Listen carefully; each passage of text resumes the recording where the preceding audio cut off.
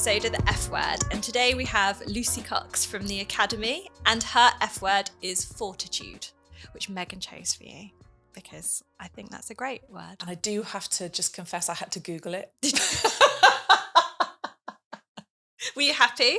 I was happy. And originally I was a bit like, ooh, adversity and courage in the face of adversity. I'm like, can I talk about this? But actually, I think it's such a human experience, isn't it? So yeah, no, I'm very happy with my word. Good.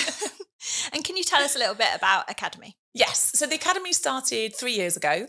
And it was, you'll get this being a business owner, but I think where you end up is this long-winded journey of life and life circumstances and, you know, experiences and all of this stuff. And it sort of landed us at this place where we both, my sister is my business partner, we both ended up in this place where self-confidence just kept coming to the top of every job that we had, whether we were leading a team, whether we were doing business coaching, whether we were starting our own business. And the idea of imposter syndrome, the idea of self-belief and self-worth, it was just like the cream rising to the top every time. And there wasn't really anywhere that you could go to really get specific support about that. And we just decided that I mean, it's our absolute passion. Yeah. We were talking about ADHD before, weren't we? And it's sort of a hyper-focus that just hasn't fizzled out. The ultimate hyper-focus. Yeah, we're 3 years in and we're still deep diving. Yeah. Record. So we support individuals, teams, leaders to not only understand what self-confidence is, but to really appreciate that there are some really simple things you can do to nurture it. I think, you know, once we understand the way our brains are wired, once we understand the things that as a species, what's really important to us for our safety, and just the simple things we can do, these little microadjustments every day that just makes such a big difference to our confidence. And it's the momentum of seeing this in action all the time, seeing these clients come back and go, I got the job, or I absolutely nailed that presentation, or that pitch was an absolute success. And it just keeps you absolutely motivated with what you're doing. And we've worked with you here at Wyfield team session around saboteurs, didn't we? We did. And it was really interesting and eye-opening. And I think the team didn't expect to feel the way they felt, taking a bit of a look in the mirror and reflection of those things that maybe work against you, but in your own mind, no one else sees those things. So what other ways do you work with businesses? So the main way we work with businesses is by going in and sitting down, usually as a team, very similar to what you had, and creating a space where conversations can happen that wouldn't normally happen. Organizations use us for nurture and well-being. They use us for a bit of team building, but they never expect what's going to happen. And it's a unique experience. I think when it's hard to pitch when you say, we come in and we do training or we do coaching, or it never really encapsulates what it is, because it's such a personal journey everybody goes through. We work with massive sort of multinational organizations that are trying to bring quite disparate teams together because there's a lot of remote working.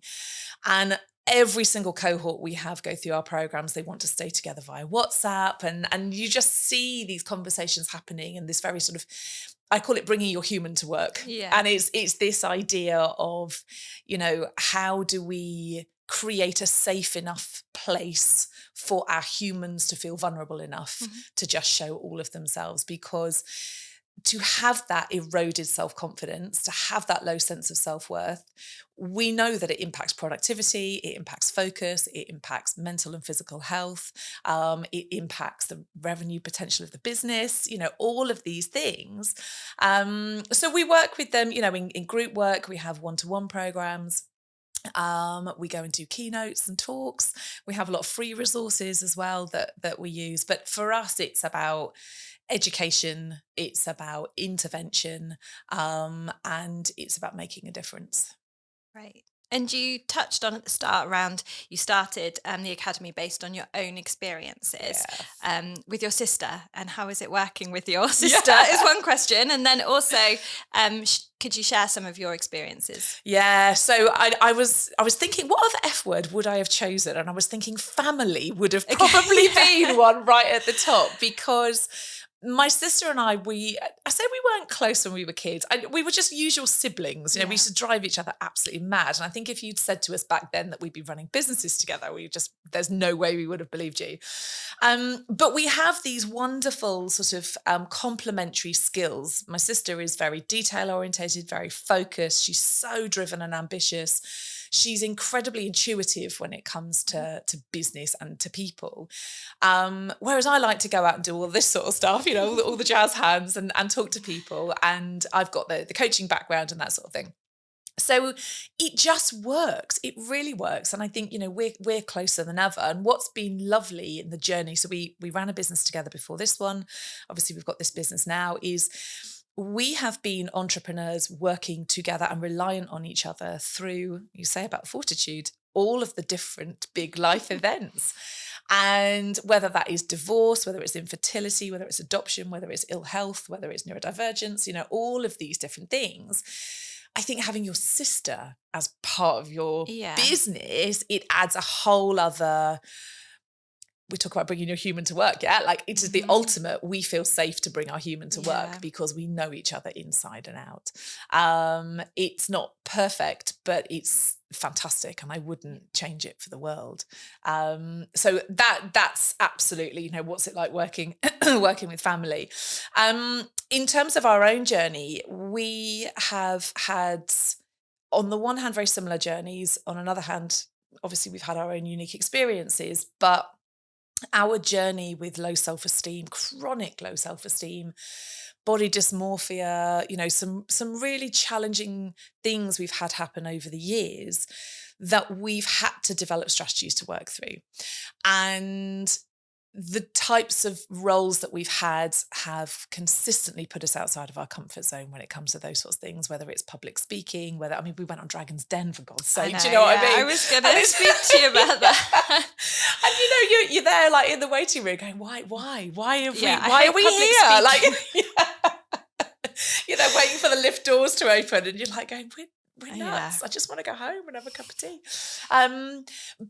But this is that element of fortitude that I think, to some degree, you have to have gone through these things. You have to have been in situations that are so skin-wrenchingly uncomfortable that you know what you're made of, that you can develop that self-confidence, and you develop a toolkit that it's not so much the armor, that sort of fake it till you make it element, but it's that sort of much more intrinsic. Actually, this is, you can't sustain that for a long period of time, and you say about imposter, of course you're going to feel like an imposter if you're pretending to be something that you're not. But there is this sort of element of, you have to just learn how to manage yourself over long, sustained periods of time. Otherwise, you're just going to burn out. And that's led us to where we are. It's all come from a place of, we've lived it. We understand what this is like. And to some degree, we're coming out the other side of it. So, and I think working remotely, again, you touched on that, and teams not being together, being able to kind of sit behind a camera and hide a little bit has changed some people in a way that they do take that easy route. Well, I can't do this. I can't do public speaking, or I can't do networking, or I couldn't go for that promotion because I'm not capable of managing a team. And have you seen more of it since the pandemic? Have you seen a change? I think that we naturally, all of us as human beings, have an inclination to avoid anything that feels unsafe. So your brain is absolutely hardwired for safety, not happiness.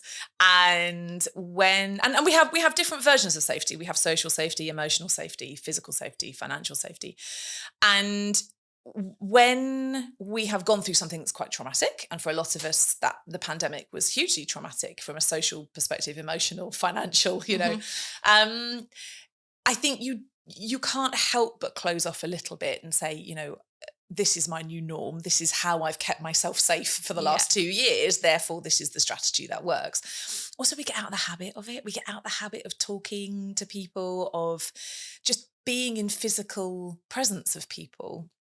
And imposter syndrome is far more prevalent when we are doing something outside of our comfort zone or something that we're not familiar with. And I think when you take somebody out of a physical situation for 2 years and then put them back in it again, it's going to feel uncomfortable.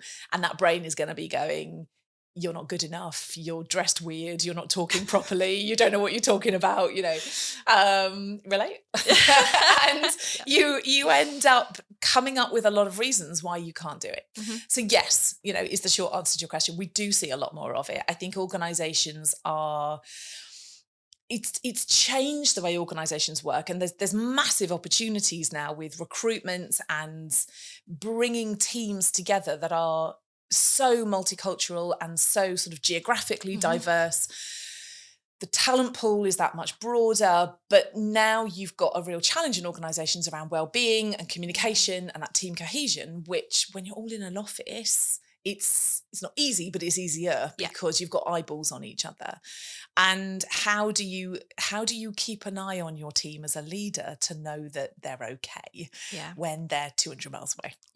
And so I think this has been quite a nice little tool that they're using to sort of bring people in and create relationships that are a lot safer and I use the word vulnerable a lot, but a lot more vulnerable, that people can feel safe enough to open up. And what works really well is when you get a whole mix of levels within an organization, from CEO to cleaner. You've kind of got everybody there. And I always say, when it comes to team building, you can do as much spaghetti and marshmallow towers as you want, but the real team building happens at 2:00 in the morning over a rum, sat at the bar when half of them have gone to bed, and you've got the cleaner and the CEO sat there, and and they're talking about their kids. And it's like, it's those moments where the guard is dropped. There's no performance, there's no competition, there's no sense of anything other than the humans that are in the room. And that's a really hard thing to replicate, but it's what we do really, really well. Yeah. So do you find that taking teams out of where they would normally work, so whether that's at home or in the office, and doing things with them through these kind of workshops that you do, does it work better when people are out of their normal environment, or does that not really matter? It's a mix. I mean, we work with a lot of international companies that just wouldn't be possible. We might have people from 14 different countries on one call. I think what that does do, we do a lot of it's not chalk and talk. We don't use PowerPoint presentations. We don't anything like that. It's very much, we're in breakout rooms, we're having conversations about things. So there is an element of that team coming together. I love doing it in the room. Genuinely love it, because the energy is very different. It's the water cooler moments. It's those little bits that happen that just slot between the cracks of the different activities and exercises you're doing, or that look, or someone has a joke, or something's happening in that breakout room versus that one, and everybody laughs. And you lose that in a digital sense. But I think with if you're doing it via Zoom or via Teams, sometimes it can actually work better. So we launched this year a whole program of neurodivergence support. And we've, again, born from our own personal experiences, is we deeply understand the impact of certainly late diagnosed neurodivergence on self-confidence, because we've internalized quite a negative self-view for a huge amount of time. And unpicking that can be really challenging. But also, as leaders and managers, how do you ensure that you're creating a space and a dialogue that is really empowering to neurodivergent people? So what we have found is, when we're doing the neurodivergent work in person, it's really noisy, it's really hard for people to focus. So the digital stuff works really well because people are in their own spaces, they can be really comfortable.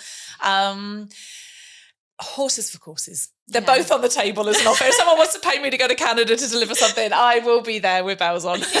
Or 3 milestones. Or 3 miles, whatever. And I think it's absolutely right what you said about the moments in between, because again, from our experience having sessions with you, was the people that kind of grabbed you at the end of the day and just were like, oh, Lucy, can I just talk to you about this, or can I talk to you about that? And I know then you've gone on to spend some time with the team individually, then remotely, to kind of speak through. And I think that going back to kind of Fortitude, I remember when lockdown happened, and I remember driving home from the office and the announcement was on, I was listening to it and just crying and being like, Laura. That's it, my business is over, no one's going to come in the office, all my clients are going to close down, and just that like uncertainty. Went home, felt sorry for myself, and then the next day I was like, right, okay, what do I need to do? Like that hat's back on. I can't let that happen. I've like had my little pity party around what's going on. And actually I've got this team that are relying on me. I've got these clients that are relying on me to kind of pick myself back up. And I think it's kind of taught us that if we can do that, we can do like anything. And I think it has made like our team a lot stronger. And I don't think we're alone in that thought. And you're obviously seeing lots of teams. Do you find that the dynamic of the team has changed? People that have gone through, when they've gone through something, as you said, doesn't have to necessarily be like COVID, but they've gone through something as a team, that does make them so much stronger. Oh, absolutely. And I think, again, it really comes down to good leadership as well, Laura. So, hats off to you that, you can, that the team has come back stronger, because these pinch points that we get in organizations, they're a real do or die kind of situation. Oh, yeah, And it's like, you can either lose a huge amount of respect and trust for your employer or your team in those situations, or it can be cemented. And I think, that is, and this is, again, coming back to the self-confidence. And we did a piece of research with Exeter University a few years ago where we looked at not only what the impact was in organisations and in industry with not dealing with low self-confidence, but also looking at what happens as individuals in terms of personalities. And we got two very distinct groups. And it might not be a surprise to you, but one of the groups was a real surprise to me. One of the groups was introversion, quiet, shut down, don't want to speak up in meetings. And this is your classic, oh, she obviously doesn't have much confidence, or he's obviously not that confident. But the other version was this big, I'm taking up more space, my voice has to be the loudest, my opinion has to be the one that's heard. And it's this overcompensatory behaviour. And what you end up in with teams that have this sort of chronic individual low self-esteem is so much conflict, because you've got these massive personalities overcompensating and not able to be vulnerable. And then you've got these other personalities that are shrinking away and not contributing, which is impacting on things like innovation and team retention and all those sorts of things.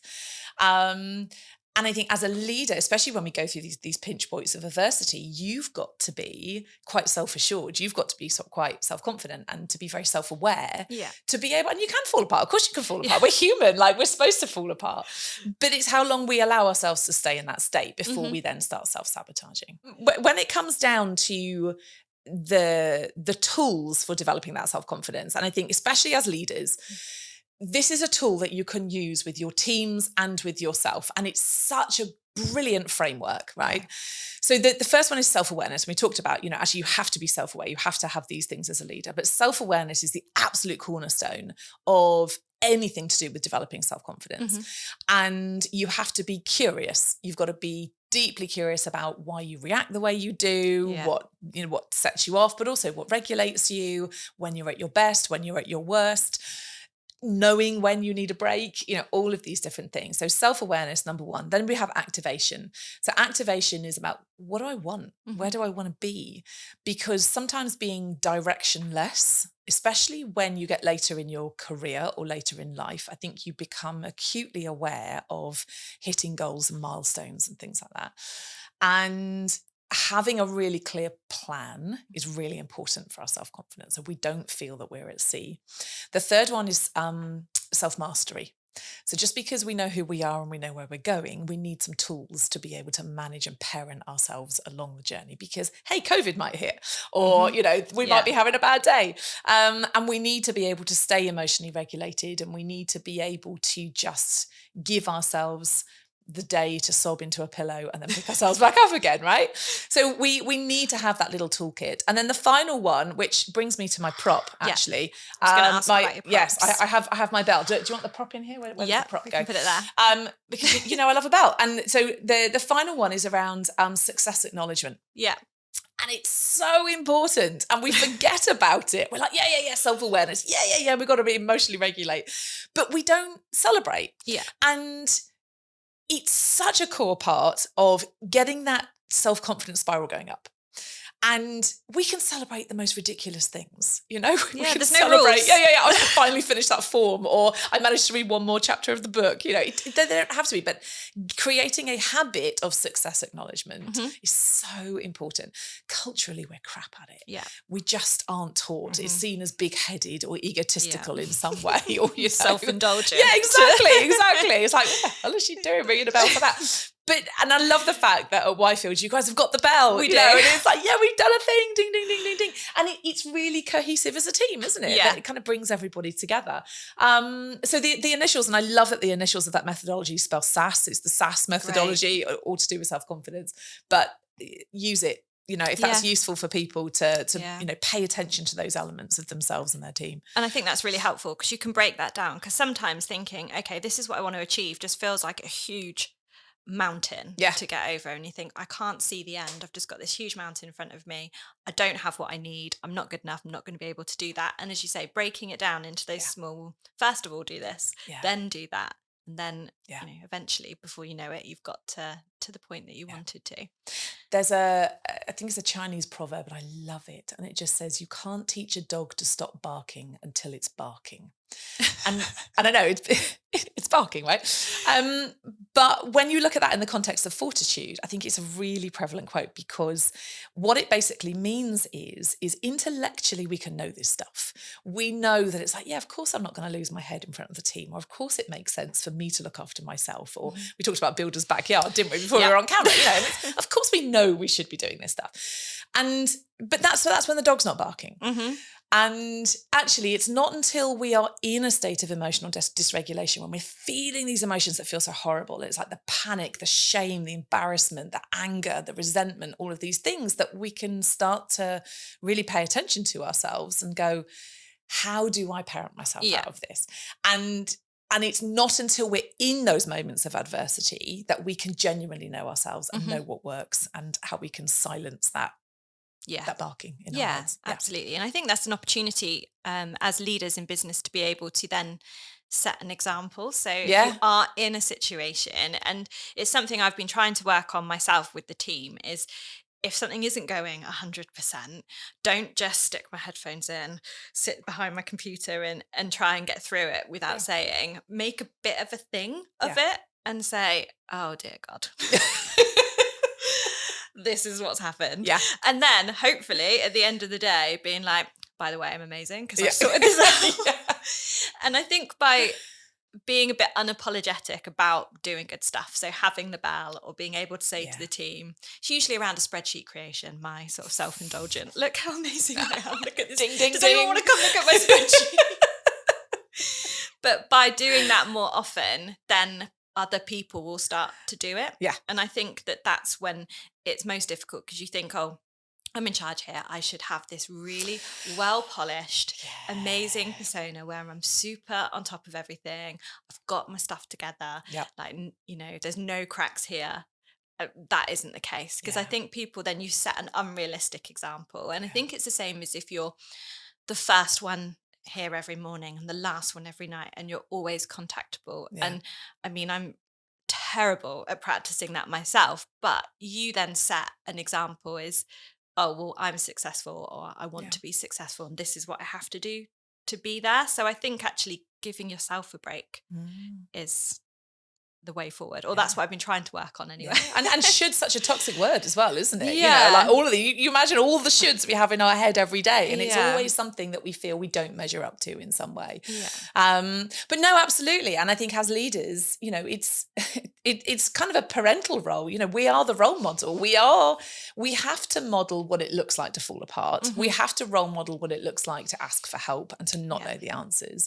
And this is absolutely core to a lot of the leadership programs that we've got, where it's like, actually, until you as a leader are prepared to be vulnerable and to say, I don't know, or I feel a bit unsure, or I'm feeling a bit wobbly today, or whatever that might be, obviously within your own comfort zone, you don't want to totally self-sabotage, but it's again bringing that human to work, that your team aren't going to feel that they're allowed to do it, and they absolutely will follow in your footsteps. And I've done keynotes before where after the talk, the CEO stood back on stage and has said, I just want to reintroduce myself. This is me. That's so this is what I worry about. This is this. And they always just get a lovely round of applause because it's dropping the veneer. It's being able to go, oh, no. And we relate so much better. We have such stronger bonds with people who are being really honest and authentic. And we're less fearful. And going back to how our brains keep us safe. Actually, if we don't see this modelled anywhere in our team, why would I be the one to make myself socially, financially, emotionally unsafe by going, hey, I'm really struggling over here? Yeah, exactly. So it's a huge responsibility for leaders, but it's uncomfortable, right? Yeah, so uncomfortable. And I just sit there and just think, cringe, oh God. But it's, important. And you can use it with clients as well. And again, the team are getting better. If a client asks a question they don't know, I said, you won't know everything on the hop. You won't be able to pick up the phone and answer whatever question a client's going to throw at you. Yeah. It's okay to say, do you know what? I don't know. I'm going to have to go and have a look. Or I'm going to have to go and speak to someone in the team who actually works in that department or deals with that type of inquiry and come back to you. Yeah. Because again, I think there's that kind of almost expectation on ourselves to have all the answers. And then again, people, I don't want to answer the phone. I don't want to speak to that client because they're going to ask something that I don't know. Yeah. So I think it's not just in your teams. It's actually with all of the stakeholders that you're working with within your business. Yeah, absolutely. I think every human interaction, we feel that there's the potential to be judged in some way. And sometimes it is a simple case of let's just get some stock answers. That if you don't know the answers, you go to one of these things and it just buys you enough time to think about it, And we talked about self-sabotage when I came in to do the workshop here. And, it's a form of self-sabotage if we're over-pleasing or over-controlling or over-perfectionist or, hyper-vigilant, then essentially it's going to play out in a way that you're not going to get the results that you want from this. And you're certainly not going to grow because you're indulging this idea of a saboteur that's sort of taking over. Yeah, especially when we got a team of people pleasers. Yes, I know. It was interesting, wasn't it? And as we kind of wrap up, tell me about the books you've bought in, because you've bought some props for us today. I have bought some books because I always laugh at myself when I'm doing these workshops because I go, there's a really great book you should read about this. And I was like, I've always got a really good book. But what I wanted to leave everybody with is something really practical that, they can take away. And it's like, if people want to do more reading about this stuff, there's a couple of books I recommend. The first one is a book called The Expectation Effect. This is just the most incredible book. And it talks about how when we are expecting something to happen, the chances of it actually happening are that much higher. Okay. Which sounds a bit woo-woo. It's not woo-woo. It explains the science behind it, but it even comes down to things like health anxiety or money, all of these different things. And it's just absolutely 100% really good book. It's on Audible as well, so I'd recommend that one. Have you finished that one? Do you know what? I did finish this one, which is absolute testimony. We were talking about ADHD and how we never finish a book. I know. And having 2 or 3 books on the go at any one time. Yeah, exactly. Yeah. So 100%, if you're really interested in mindset and how mindset can really impact your reality, it's a really good book. The other one, so I'm actually a certified positive intelligence coach, and this is the saboteur system that we use. And if you want to learn more about self-sabotage is a really interesting topic. It sounds like it's going to be a really negative topic, but ultimately all we're doing when we're self-sabotaging is we are running away from the feeling of something. We're running away from the emotion. We don't like conflict. We don't like something unresolved or making a mistake. It feels uncomfortable, so therefore we knee-jerk react in some way. But it's got some really great tools in there for how you can, and a lot of it comes down to emotional regulation, which that we do a lot about. And the other one, which is a little bit of a ding, ding, ding moment for me, is I wrote a book. You did. I did. I'm so pleased. I wrote a little book. So I have neurodivergent children who have their own challenges, and anxiety is one of the really, really big ones.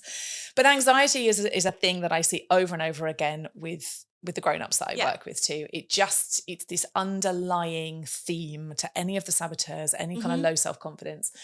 And this is just a very silly little book that just talks about how you can overcome anxiety. I love the brain on the bike. It's really cute. Little slug eyes, Anna. Super cute. It's really cute. And I think if you've got anxious people in your life, especially little people, and you don't know how to talk to them about it, it's a really good book. Amazing. So yeah. That's great. On Amazon. Thank you. That's a good wrap up. We'll make sure we include the link. Megan will include the link for that. Well, thank you so much for coming and talking to us today about Fortitude and self-confidence and all of the great stuff you do. You know that we're huge fans of the Academy and the things you do there. So we'll make sure that everyone can find out more about you through the podcast. But thank you for being on the F Word today. You are very welcome. Thank you for having me.